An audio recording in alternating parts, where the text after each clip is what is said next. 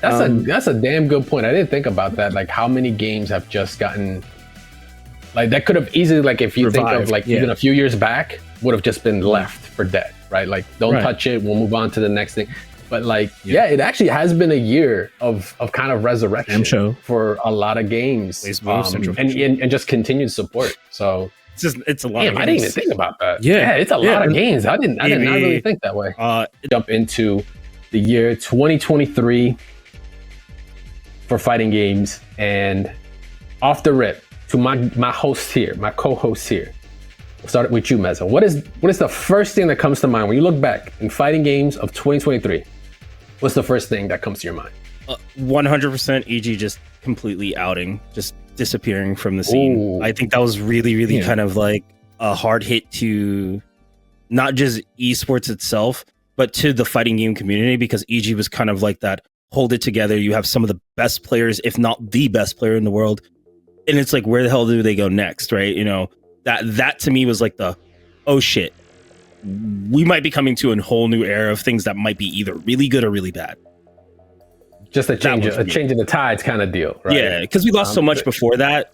Now it's kind of like we thought we were rebuilding, and it's like, oh, it happened again. What's to see EG go? Which context, you know, EG's been going since, you know, Street Fighter 4, the kind of re-return of fighting games, right? Justin Wong on it, Ricky Ortiz, PR Balrog, K-Brad, and of course, even in the more modern times, Sonic Fox, Sage. Was it Super Noon? No, it's the Kill Sage. The Kill Sage. Thank you. I always get those two mixed up. I don't know about y'all, but I get those two confused. Like I can understand why. I don't mean to. No disrespect. I just like literally it's who I'm thinking of. What about you, Static? You're looking back in 2023. What's the first thing that comes to mind? Evo at Marvel. Marvel at Evo.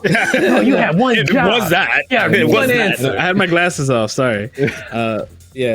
Marvel 3 at Evo was definitely my one thing I think of, just because I think of the beginning of the year with Marvel being added to Evo's bracket and seeing Tong and TNS, the work that they've done with having brought it back into the limelight. Now, again, it's been at every event last year. It was at Combo Breaker last year.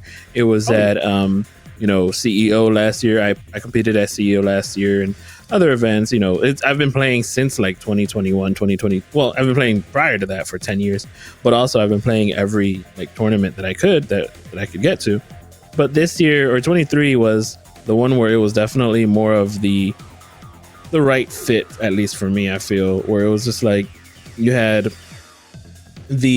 everybody come back to sort of play and to show up to Evo, and even just the amount of competition that was there was very reminiscent of the old days. And not that I'm like the biggest fan of the old days, but it definitely hit close to home, and also was just the right time, I feel.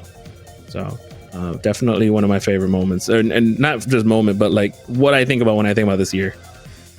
Yeah, for sure. I mean, just as much as it was, this year was, I can still remember where I was when you had to watch like the reaction video of hearing or seeing, Capcom Presents, right? When they announced it for Evo's lineup, and then also watching the reaction of Tong. Shout out to Tong. We had him on the show and stuff. Awesome dude, and the work that he does, TNS, that whole crew. But like watching his reaction was also just very heartfelt. It was amazing to see, and then to actually see it happen, and Evo, it being the actual return of it, was kind of was pretty surreal. And I'm with you. And like, I don't want to say I'm the stand of the old days, but at the same time, fuck it, I'll say I'm a stand of the old days because it was our old days. So I will always stand those days because those were awesome times for everybody on the show. Right. Where we made a lot of memories together, and because of the game. So I will forever stand the old days because of that. But for me, 2023 was a pretty incredible year. I mean, just thinking of everything that went down, right? We've had let me think. So let me go from the list. Street Fighter 6 has been released. Mortal Kombat 1 has been announced and released. We've had the Capcom Cup, announcement, right? The $2 million prize pool with, the biggest amount of prize pool for first place in the history of all fighting games being announced. We've had the KI Anniversary Edition.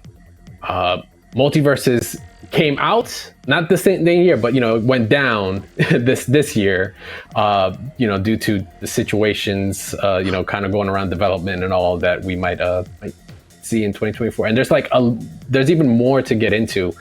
So it's really hard. And also Tekken not released, right? Demo released, you can play it right now, but it's even more that can be said. But for me, the thing that probably stands out the most, I want to say, it's going to sound weird, but for me, it was just with the release of Street Fighter and a lot of the other mainstream games coming through.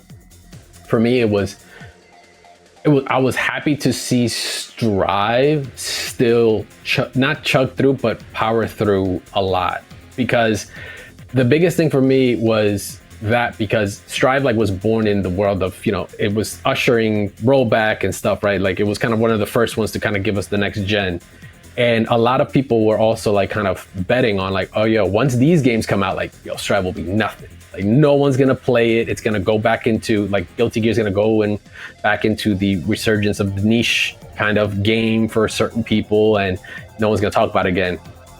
I feel like it's the opposite. It's still very much, if it's not first in terms of entries, it's probably second, if not third at the very worst.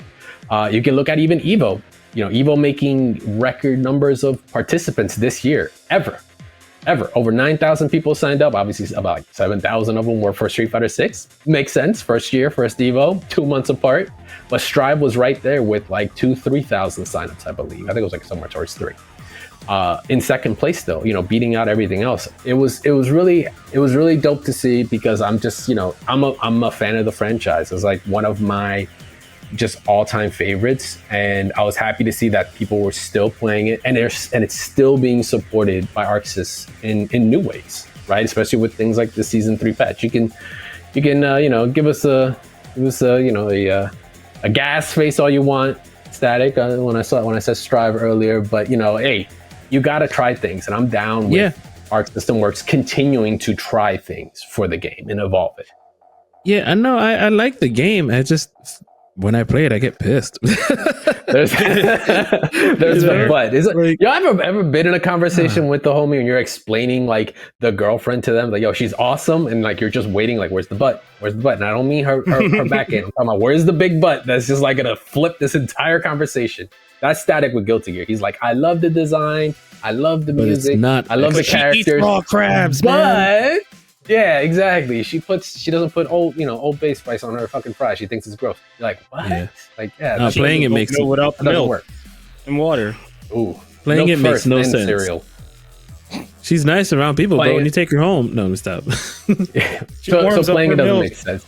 But I think that can, that'll evolve as the game evolves. That's what I like, is that you might not feel it 100%, but I think the more they hone it in, the more they work on it, you'll see the evolution of the game. But that's just what I kind of look back on 2023, not as the biggest thing, but it's the thing that I think about the most.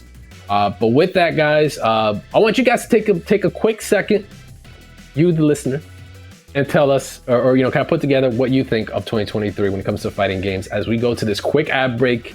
When we come back, we're going to go diving in. We're going to talk a little bit more on what went down, and then we'll get into some 2024 action. So what we're going to do is we're gonna count off one of the best things that happened in 2023 and one of the worst things that we think happened in 2023. This time we're gonna start it with Static. On what do you think is one of the best things that happened in 2023? This is different from what we said earlier. Earlier was just memorable things. This is what do you think was the best thing that happened in 2023 in your opinion? Man, I think the best thing is that every game is getting supported. Every mainstream game. Ooh. I think that's the best part, just because we're looking for, we're getting newer games. Yeah, we're getting Uni 2, we're getting but Uni 2 still feels like an expansion on Uni 1. It's just it's just a little the same, but still it's still a game that's getting supported. You've got even Dragon Ball is still getting supported, and had that huge patch earlier in the year which made the game even crazier.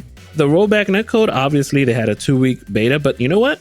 2-week beta is better than no beta at all and no rollback at all. So that was definitely a time that was very good for the game.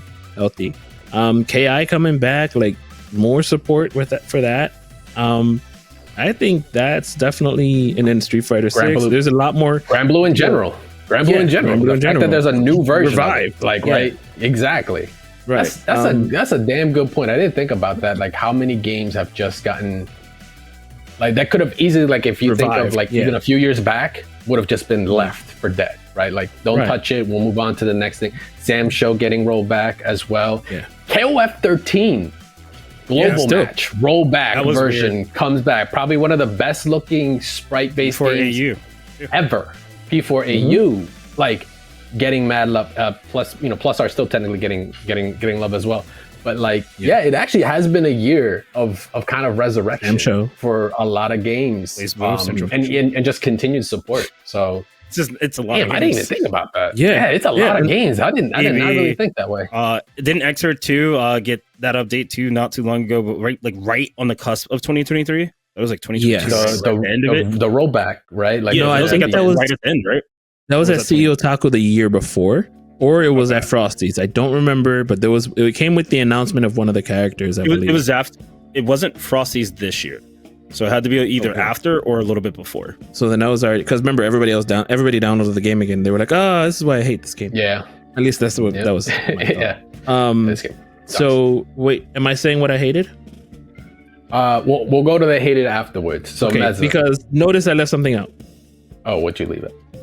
No. That's what you you left something out. Oh, your worst. Okay, all right, Meza, your best. What do you think is the best thing that went down in 2023 for you?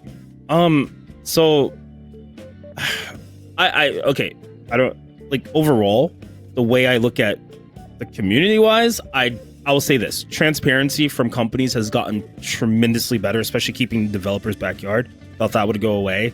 I think companies have done a great job on that aspect. But that's just if we're looking at like the whole, right? But for me personally, I still think it was going to Frosty's for my first time. Yeah, going to Frosty's for my first time. In I know it's weird because it was 2023. Yeah, it feels like it was 2022, but it was 2023. Going to Frosty's and spending time with the international players, it kind of brought me back to like that old feel of like sitting in a hotel, really playing games, like building tier lists with them, seeing different perspectives. So for me, being on an ARC tour, it was nice to be on a tour again. I haven't had that since maybe, I don't even want to say MVCI because that was such a shit show of a tour. Probably since the Pokken Tournament tour. That I would say this felt like coming back to like the roots of what old FGC mixed with a little bit of like some community and a little bit of like some of the higher up stuff being integrated into what we do. And granted, I'm playing a smaller game. It was still nice to have an ARC tour where I could be like, damn, I could still play international players. I don't have to like play a big game to do that. So that was really nice to do that and sit with them and really mingle and see them for the first time eat American sweets and lose their minds. They ate Cheez-Its and they were like, this is the greatest thing of all time. I'm like, yeah, that's a highlight for me. You know, streaming on my phone to like the mass of DNF dual players, like that was just like you can't really get that anywhere else, but like going to an event and just it hits that one good event that you didn't choose not to go to. So for you, it was like a personal. It was like back to formula, back to the roots, like you said about like how it always felt. That's good. Like it doesn't have to be like just let y'all know, just like listeners, like, it could be a personal one too, because some of us have gone through everyone's going through something. Mez is just getting reacquainted with them days that he enjoyed. So dude, awesome to hear that's like what went down in 2023. Hopefully then continue into 2024. For me, I want to say it's honestly been the community, like showcasing community members. Like, I don't know what it was, but in this year, whether you were a modder, stick maker, developer, indie developer, or you're developing tools for, like, I know it's just modders, but like I'm thinking costume modders, right? Like really cool, really insane mods that we highlight here on the show, or even just creating tools for games, like even like, Super Turbo and such, that now you have like the actual like frame counter and everything from Street Fighter 6 is now actually created in Super Turbo 2, so you can play the game and like lab it like crazy like you would in Street Fighter 6. I think this year was just like like such a great highlight for them. And even artists, obviously artists, you know, I would so much, I feel like there was just way more artwork that I was seeing circling around my feeds this year when it came to fighting games, from all genres. There were like, you know, I wish I remember the artist that did he did the series where he was doing a single character in like NBC2 style, like face off, like every day. And he was highlighting it. He did a big old collage of it. That was awesome. Other modders, like we've highlighted Wistful Hopes in here, who's working on a they have a Night Sky engine, which is like their own like interpretation of a really updated Mugen. We've highlighted, it looks awesome. It's just like, this year just made me really recognize so many more names that they don't have to be, you know, you don't have to be a pro player for me to know who you are. Like if you're just out there creating really dope sticks, shout outs to ETH Creations, shout outs to, who else? All Fight Sticks still for doing their thing.